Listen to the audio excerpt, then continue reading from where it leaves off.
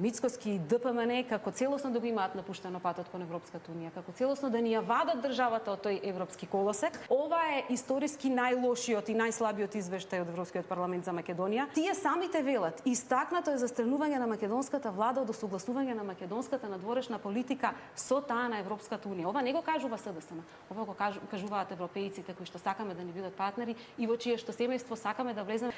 Во моментов тоа нас не чини пари, нас граѓаните.